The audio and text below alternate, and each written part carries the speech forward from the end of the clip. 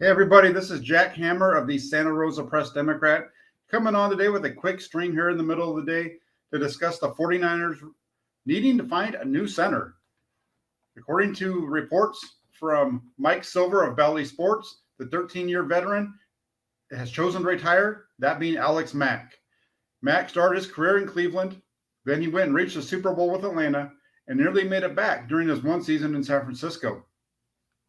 A standout collegiately at Cal, Mack was a three-time All-Pro and was named to the Pro Bowl 7 times, including in his final season.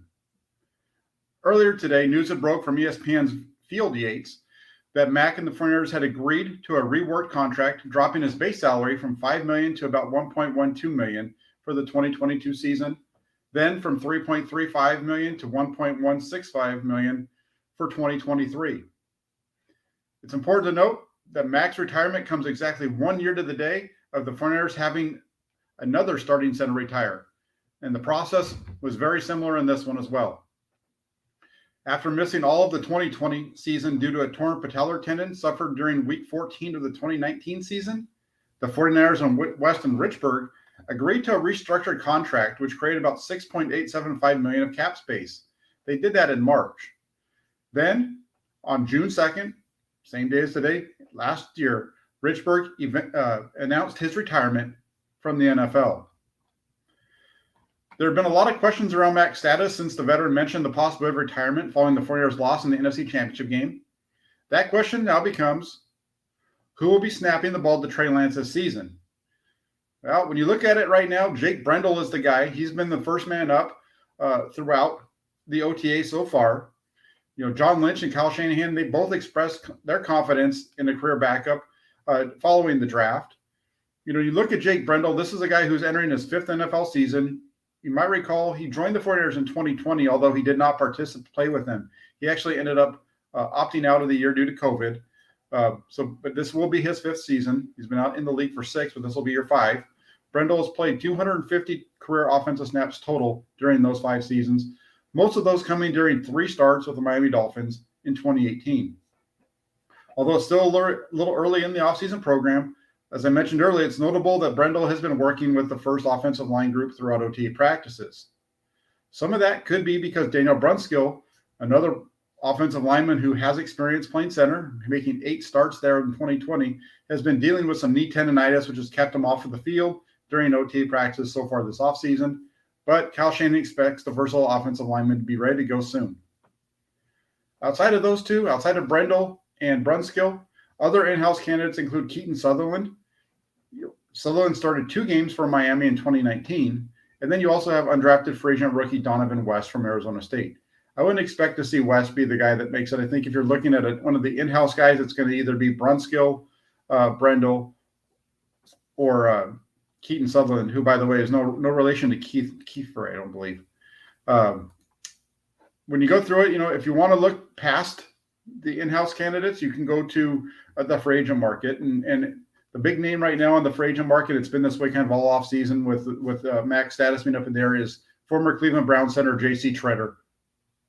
Tretter's been one of the most consistent centers over the last few seasons, been excellent against the pass, very good pass protector. The one thing with Tretter, he hasn't missed a game throughout his time in Cleveland. 5 years, he made all 16 starts, made every season. The only problem that you have with Tretter is that there's some injury concerns there. He struggled with knee injuries in recent seasons to the point in which he wasn't able to even get through practices last year. He was just a game player, didn't partake in practices, and that could be one of the reasons that the 49ers, might not go in this direction, and we'll see. But here's what I have to say. Despite the lack of practice time, Tretter held opponents to only 1 sack last year, and that's with 1,039 snaps. The ability to protect Trey Lance, along with his knowledge of the system, makes Tretter an obvious target for San Francisco if the need checks out, and both sides can make the money work. So we'll see how this one plays out. I understand that he has the bad knees. When you look at what he's done so far, he's been very good. So we'll see how this all plays out for the 49ers. Really quick, want to throw out a couple of comments in the comment section. Z says, let's go Hammer. Thank you for joining, Z. We got Sean Tuber here, says, hi, Jack. How you doing? Kevin says, hey, Jack, just caught up with your evaluation from yesterday's OTAs. It was a great insight. Good job. It's good to see you more comfortable in front of the camera, too. Thank you very much, Kevin. Yeah, you go back to when I started doing this, when I was writing for Sports Illustrated, and it's one of those things that you had to do at the time was they wanted and they still do want an article, a video with all of the articles. And if you go back to that first article that I wrote for All 49ers Sports Illustrated back in 2020, and that was an awful video. From there to where I am now, it's been quite a jump. So I appreciate you giving the kind words, though. Thank you very much. Adrian says, hey, what's up, Jack? Hope all's well. It's going good, Adrian. Hope you're doing good as well. Adrian also asks, who do you feel is going to be our best option? Grant will be better. We'll get a better idea when contact will be legal. There was some contact yesterday because the offensive line and defensive line worked against each other. Jake Brendel's, like I said in the report, Jake Brendel's getting all of the snaps with the first unit right now. But at the same time, I think that Daniel Brunskill has some experience there. He's 8 starts, like I said, in 2020. So that there might be a competition there. In some ways, I would like to see Brunskill stay at right guard and let Brendel be the guy at center.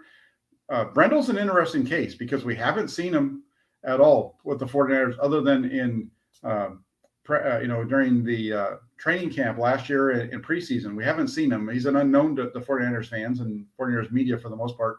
Like I said, though, he started 3 games for Miami in 2018. He did a good enough job that he was able to help the Dolphins win 2 of those 3. And as Swanson points out right here, and I pointed this out also this week, is that if you go and you look at Jake Brendel and you look at his combine numbers, his numbers are better than Jason Poe and Donovan West. Now, Jason Poe, and I bring that up specifically around Jason Poe, is because Jason Poe became this phenomenon around the media, especially with 49er fans and media in general, with some of the videos that he posted this offseason. He had a really quick 40 time at the combine. I think it was a 4.89, somewhere around there. So really good time, really good 40 time. But then you start to look at the numbers of the 20-yard shuttle and some of these other drills that they run that measure lateral movement, and Brendel blows them away. It's not even close. He's much quicker in the shuttle and the other one that they do. I'm blanking on the name of it at the moment, but the lateral stuff, Brendel was far and away better than both Poe and West. He's very good in those types of things. That's what the 49ers need in their running scheme. And as an offensive lineman, quite frankly, I don't care if you run a 4.89 40. If I've got another guy who's quicker laterally than you, it doesn't matter. The only area, 9 times out of 10, an offensive lineman is not going to get more than 15 yards up the field. Every once in a while, you get that play way down the field that an offensive lineman has to scream down the field and get, for a screen or something like that. But go back to last year, and we saw, I believe it was the Cleveland game, Chicago, the game in Chicago with the long screen catch and run by Deebo Samuel. And who was it that was 30 yards downfield blocking for him?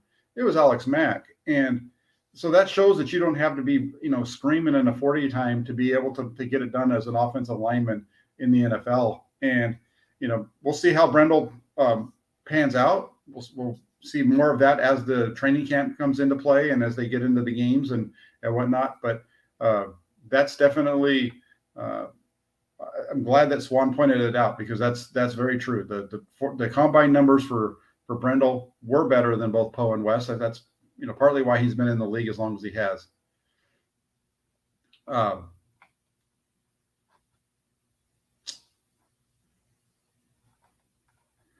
am not at the 49ers facility, Swan.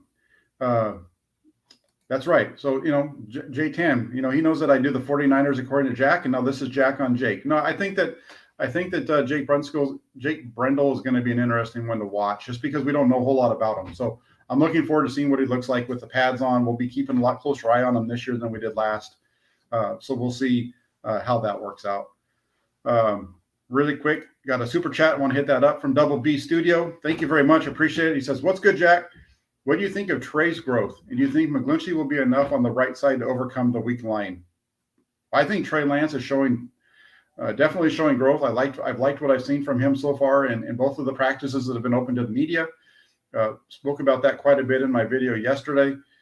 He's tightened up his release. It's much quicker. It's not quite as much of a windup coming so far back here. It's a little bit more about right here.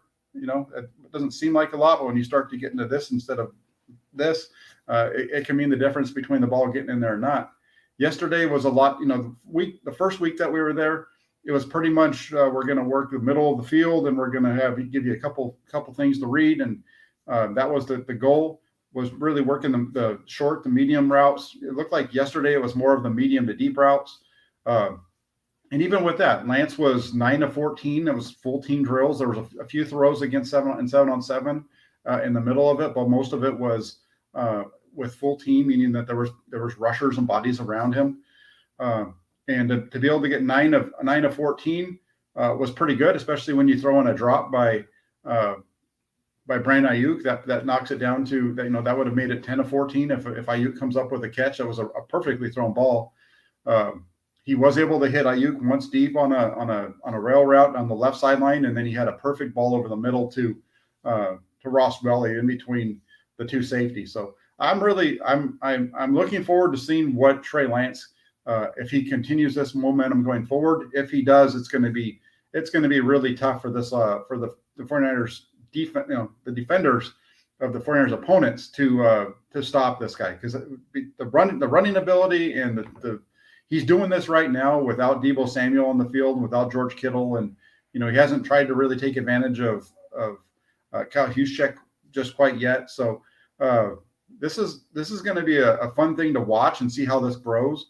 That's one of the best parts about being at practice is being able to see these guys take these steps from day one on through. And right now, Trey Lance looks really good. So all positive on Trey Lance as far as I'm concerned. I get what the national media guys are out there trying to sell, but they're not there. And everybody that's been at practice and the 49ers included, when you go back to what's been said by Kyle Shanahan and John Lynch, he's going to be ready to go. Yeah, Sean, thank you very much for pointing that out. Hit that like button, hit that subscribe button if you guys get a chance. That'd be fantastic. Be a lot of help. Niner by Nature 88 asks if I would say that Lance has the upside of an Allen. Yeah, I mean, Josh Allen's a good quarterback. I think that Trey Lance, he's entering year one as a starter, and he has all the tools that a Josh Allen has. And I think that, in terms of the arm strength and the speed, and I think that he's a really cerebral quarterback at the same time. This is the one thing about Trey Lance that's funny is people think of him as a runner. He's not a runner. The 49ers might use him in some designed runs every once in a while, but Trey Lance, when he drops back to pass, he wants to throw the ball from the pocket. He doesn't want us to run around. He doesn't want to scramble around. He's not like, Steve Young was when Steve Young first joined the 49ers. He's not one of those quarterbacks that hits his back foot and just starts running because he doesn't know what he sees. He doesn't do that often. We saw that a little bit last year, but for the most part, when you go back and you watch his college film and you watch what he did last year, he wants to sit in there and he wants to find the receiver and deliver it. The more comfortable he gets in the system, the more you're going to see him sit in the pocket and make the throws. And so that's really what we need to keep an eye on with Trey Lance as he goes through. We saw it last year, like I said, against Houston, for example. When he got comfortable in that game, it all changed. And the same thing with the earlier game against Arizona. There were just some other things around that Arizona game that caused that loss.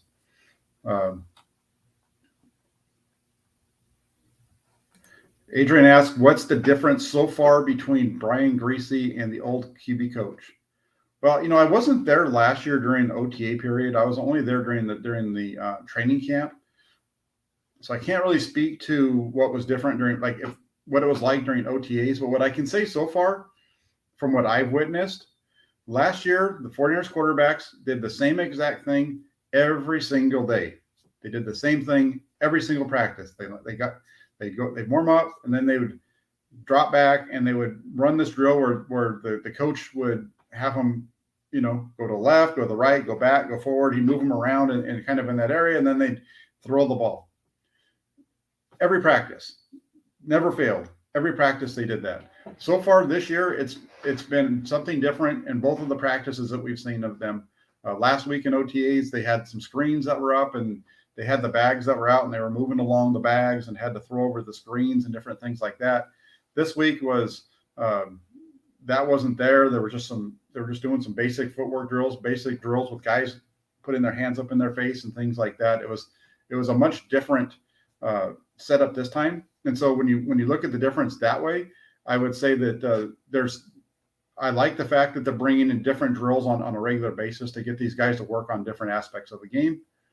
And then the other thing is, I think that Brian Griese is he's a guy who the 49ers have two coaches there, right? They have Brian Griese and they have Kubiak, and Clay Kubiak is more of, I think in some ways Clay Kubiak may be more of the coach, whereas as Griese might be some more of the mentor.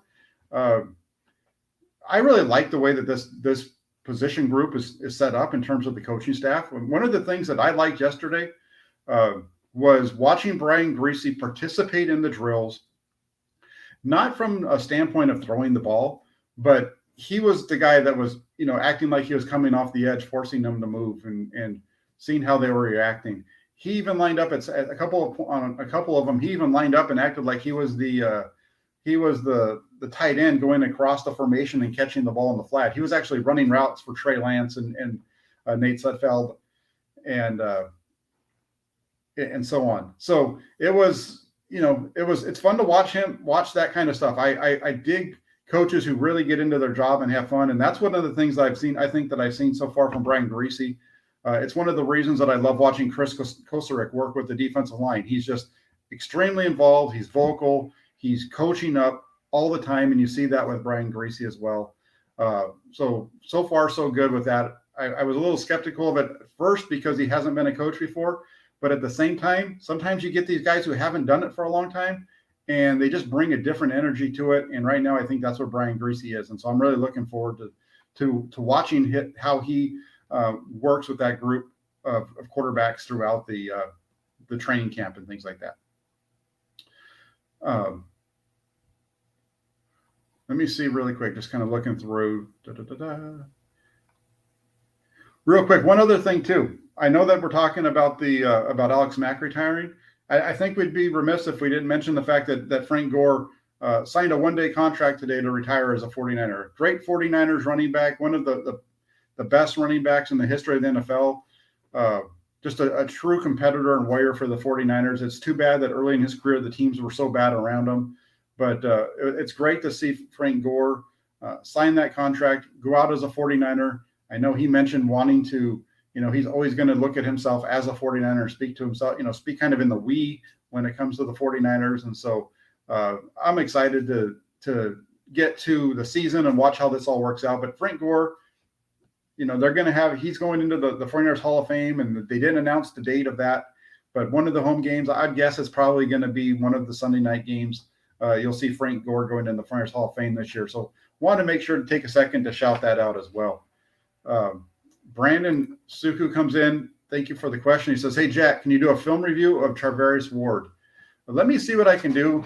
The film stuff is really is difficult because the NFL with their Game Pass, they changed stuff around last year. So you kind of have to know a guy or two to be able to get the film that you can do the breakdowns with. I was fortunate enough to be able to do that throughout this last season, but that was only with the 49ers film. I didn't get film of the other teams. Let me reach out to some folks and see if I can get some Chiefs film, and if I can, I'll gladly do a film review of Charvarius Ward. What I will say is that he looks really good in camp. He's looked really good last week. We didn't get to see him yesterday during team drills. He sat those out, but he was participating in drills with the DBs prior to getting into that team period. So he's looking really good, and I think that's an addition that's going to be big for everybody else in the secondary. It's going to help that whole group out in coverage. But Brandon, I will check on the Charvarius Ward stuff and try to get a video together for everybody. Let's see what else we've got.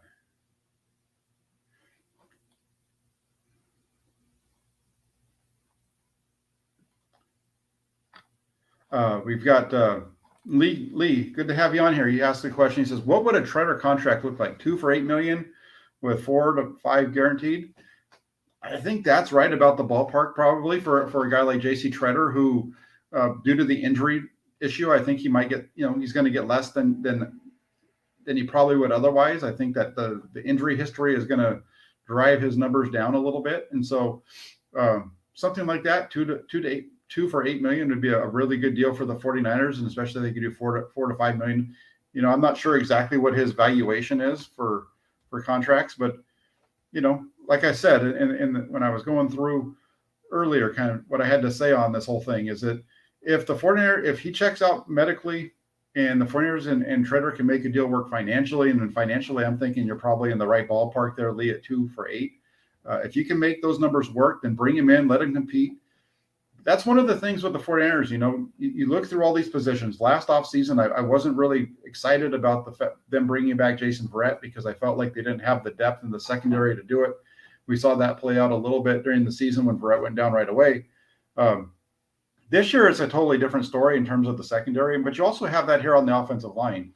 You can take a shot on a guy like J.C. Tretter, who has been extremely good when he's played, and he hasn't missed, like I said, he hasn't missed a game in the last 5 years.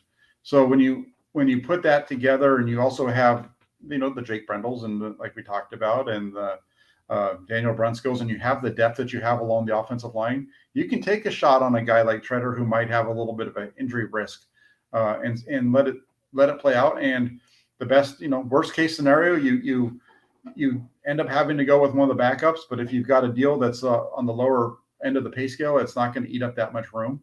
With the restructuring that went in today to Alex Mack, they were able to save up some money, which is nice. And I think the 49ers are going to have more money to spend before the season starts because they're going to be moving on from Jimmy Garoppolo, I think. So, that'll open up about another $24 million or something like that. So we'll see how it works out there, but those are good numbers, Lee. I agree. Niner by nature. I think Brunskill might be the starter at center. He played okay there as at center in 2020. And when you go back to 2020, I was having this conversation on Twitter earlier with my Hammer Nails co-host Jesse Naylor. The offensive line for the 49ers is an issue. Obviously, it's one of the biggest spots. But you go back to 2020, which was the year that they didn't have Weston Richburg in the center. The center position was constantly in flux. That team was still able to go 6-10. And if they just had competent quarterback play, there's 4 more games that they should have won. They should have beat Philadelphia if the quarterback just hits wide open receivers. Kyle Juszczyk, for example. They should have beat Washington if not for some bad turnovers there. Same thing against Dallas. They should have beat Dallas in Dallas. There it was. That game was there for the taking. The quarterback, had some bad turnovers that led to points for the Cowboys and sunk that game for the 49ers. And then last but not least, you have the last week of the season against the Seattle Seahawks, and it was C.J. Beathard playing, and the 49ers were right there in that game. They just didn't have a quarterback to push them over the top. So. They could have easily gone from 6-10 to 9-7, which would have got them in the playoffs, or 10-6. Both numbers would have got them in as a wild card that year. So I think when you look at this team, as long as Trey Lance is the guy that you expect him to be, this team is going to make the playoffs. I think. Well, it's tough because they have a pretty tough schedule, so that might be a little unfair. But if Trey Lance is the guy that I think he's going to be, the 49ers are going to win 9-10 games, which should put him in my estimation. And then Niner by nature again. What are since Mack has retired, what is your O-line predictions? I've been pretty consistent on this one. It's going to be Trent Williams at left tackle and Aaron Banks at left guard. The left side's set. I'm going to say it's going to be Jake Brendel or J.C. Tretter at center. Daniel Brunskill at right guard, and then at right tackle will be Mike McGlinchey. I just have a feeling that Brunskill, when he gets back, he's going to be a starter there at right guard. I think they want him over Jalen Moore at right guard. And the one guy that I'm going to talk about really quick that I'm going to point out or I'm going to say to keep an eye on is Spencer Burford. I mentioned him after the rookie camp, the rookie day, how impressive he was with his hands. It continues to show up. Did it yesterday against Eric Armstead a couple of times one-on-one. in their team periods, but they were matched up 1-on-1 because he was rushing. Armstead was rushing inside from the defense's left side, the Frontiers' offensive right side, and the rookie did a really good job both times against Armstead. So that's really positive as well. And he's going to be a player for the 49ers here pretty soon. Jorge, or I think it's Jorge, is how you say it.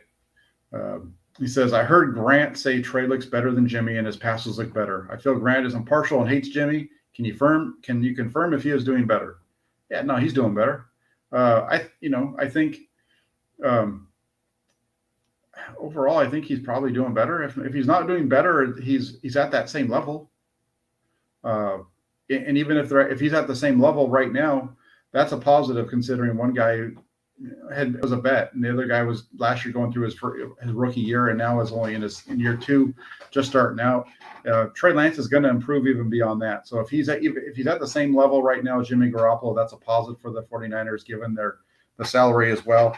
But I do think that you're seeing some better balls down the field from Lance, with the exception of the one deep ball yesterday that got broken up by Ambry Thomas. Other than that, he's been pretty solid. Let's see what else we've got.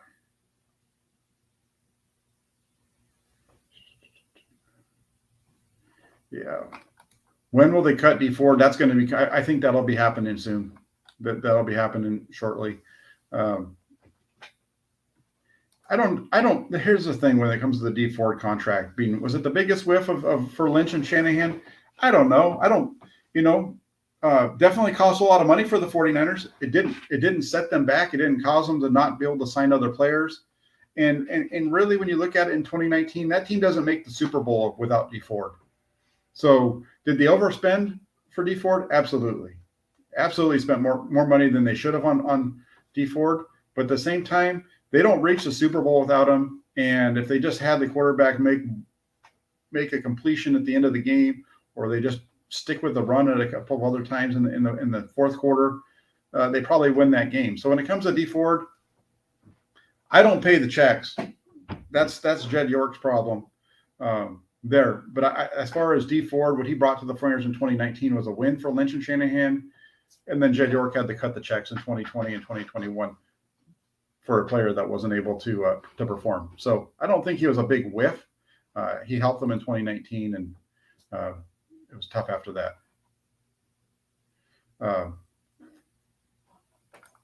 Hey, look at that. Barry Baller's in the house. Good to see you. I haven't seen you in a while. He says, I'm a big Kevin's Given guy, Jack. Do you think he can take a leap in production this year? Kevin Givens is a guy who's always been a producer in the middle for the Frontiers. He had a big year in 2020. Actually, was a really good in a rotation with Javon Kinlaw, and to a certain extent late in the year when Kinlaw's knee started to hurt, I think started to act up a little bit. You had Givens step in and make some big plays and play at a high level. Can he take a leap this year? I don't know. We'll see how it. I think with Kevin Givens, it depends on how much time he gets, how many snaps he gets. He's gonna, depending on where he ends up in the rotation. Yesterday, I think he was able to get his hands on the ball. It was either Givens or Hassan Ridgeway that were able to get up and knock a ball down yesterday during team drills. Givens is a tough guy. He's a little bit shorter, which I think in some ways makes it tough on those offensive linemen to get their hands on him. We'll see. It depends on what you're saying though, as far as a big leap. But I can see him being a productive player for the 49ers. That's for sure. Brian asks, has any kickers made it to OTAs? All the kickers are there. We've got Robbie Gould, Mitch Wishnowski. They're out on the field, and both practices so far. The one last Tuesday, the one on Wednesday, in the middle of team drills. They've stopped the practice, and they brought the goalpost out, and they've had the field goal unit take the field and kick some field goals. Gould's been nailing those. Yesterday, I meant to put it in my write-up, but I screwed up and didn't get it in there, so I tweeted it out after. But I think there was 5 attempts yesterday by Gould, nailed all of them. And on top of that, I know we'd like to talk about the kickers, but you can't forget about Tabor Pepper. He had 5 perfect snaps, put the ball right on Mitch Wishnowski's hands. Wisnowski caught the ball, laces were already out, and boom, through the goalpost. So there is your kicker report from 49ers OTA so far. I'll make sure that I get that into the report, the write-up next week. Let's see. I think those are the main things that I want to hit on for today. Real quick before we leave, in addition to the retirements, you get the old guys leave, the young guys come in. As far as the young guys coming in, the 49ers so far today have signed Drake Jackson, their second-round draft pick. They signed Danny Gray, one of their third-round picks, and they also signed cornerback Sam Womack, who was their fifth-round pick. It's unfortunately we didn't get to see Jackson and Gray yesterday at practice. Maybe they were working on their contracts, or maybe that's why they weren't on the field. Maybe it was just a day off because they've been working so hard. They've been the 49ers strength and conditioning staff wanted to give those guys a break. Not sure what their reasoning was for not being there, but Sam Womack, name to keep an eye on. Sam Womack has looked good in both of the practices so far. All three of them actually that I've been up there so far. Really liked what I've seen of him on film. He has the body type of an outside corner. He has the speed. He has the ability. They're kind of trying to utilize him a little bit more. Yesterday, he played in week one of OTAs. He played only outside. I think he only had maybe except for a couple of snaps in the slot. This last week, yesterday, Womack played exclusively in the slot. So we'll see how that works out in terms of where Womack ends up lining up. But this is the guy who has the ability to play inside and outside, and that's that type of versatility will work out well. You could see yesterday that he doesn't have the experience of playing on the inside all that much and playing in the zone from the inside.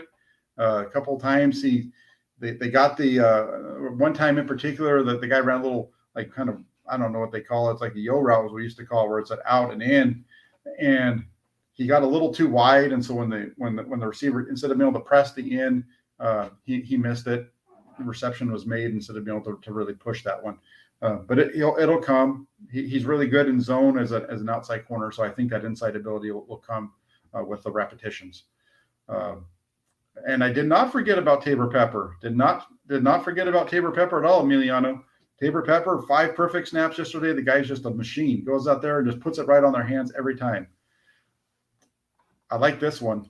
I've been on this one, Bay Area Baller. I've been saying this. I don't know. I could be completely off in right field, but my prediction, he says, who is your prediction to win the slot job? I went and wrote Demo, meaning, I think you're talking about Diamador Lenore. That guy was labeled the best tackling cornerback by PFF that draft. Pretty sure that's who you're talking about is Diamador Lenore. But I'm going to go with, I think it's going to be Darqueze Dennard. When you look at him on the field, Darqueze Dennard is the prototype I think the 49ers want to have when it comes to a slot cornerback. He's got the build. He's got the stature and thickness of a guy that you want to be taking on the running game from that slot. That slot nickel cornerback is really like your third linebacker a lot of times. So you've got to be able to get up there in those run fits. And you compare Darqueze Dennard to the other guys that the 49ers are putting out there, and it's kind of like, if you're just basing it off of body type, I would say it's Darqueze Dennard and then Quantrez Knight. And then you get into Diamador Lenore and Sam Womack. I like Dennard. Dennard's a guy who I was just talking with Grant about this yesterday on the field. If we went back to the 49ers dot press Democrat, and looked back to 2014 and the run up to that draft, there were some defensive backs, some cornerbacks that were really expected to be top notch. And there was a lot of debate over there about who the 49ers were going to select. Dennard ended up going to Cincinnati, went off the board early. And then you had Jason Verrett go at 25. And then the 49ers did go with a cornerback who ends up being best as a safety in Jimmy Ward at 30.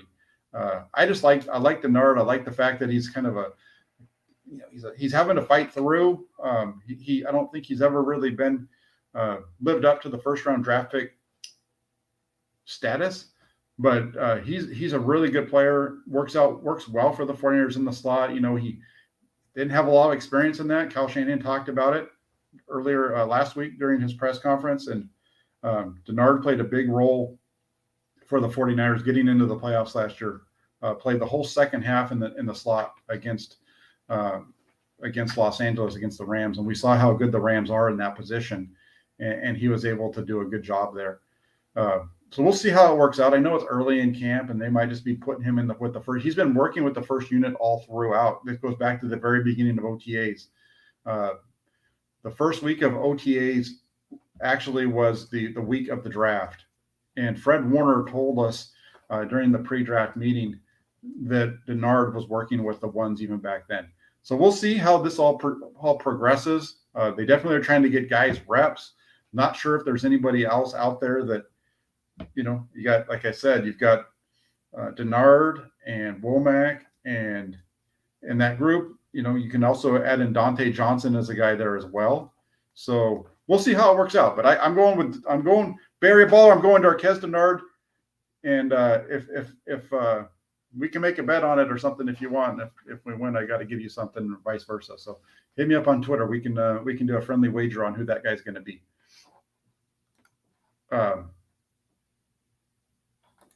Absolutely, Tom. Asked if Hufanga looks like he's taking steps in his second year. Yeah, this is another guy that everybody's been hyping up and talking. I early on said that I thought that Hufanga was going to be the starter this year, early this offseason. Got some flack for it because of there are some issues in his game, but at the same time, man, he's just a smart player. Understands what he's seen in front of him. A lot of time I think that's going to help him overcome maybe some of his lack of speed and those kind of things. We'll see how it works out, but Hufanga's looking really good in year 2, and I think he's going to be the starting opposite of Jimmy Ward this year. So.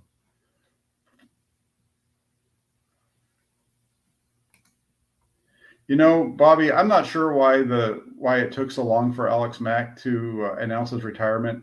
I don't think it was cap related. I think that part of it may be because Pro Football Talk put out a piece last week, or I believe it was, in which they said that if Mack was to retire, he was actually going to owe the 49ers some money from his signing bonus.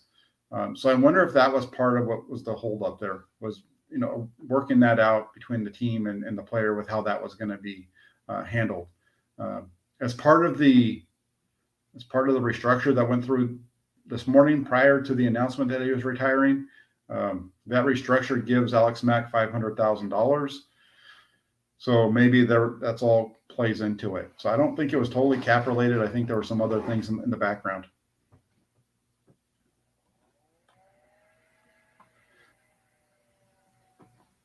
And then real quick, the last one, we'll wrap it up on this one because I've got to get going. But Adrian says, one last thing, Jack, how is Ross Welly's rapport with Trey Lance so far? The two of them have been really good together. Ross Welly's got great hands. He's probably got the best hands on the team when it comes to tight ends. He might have the best hands on the team overall.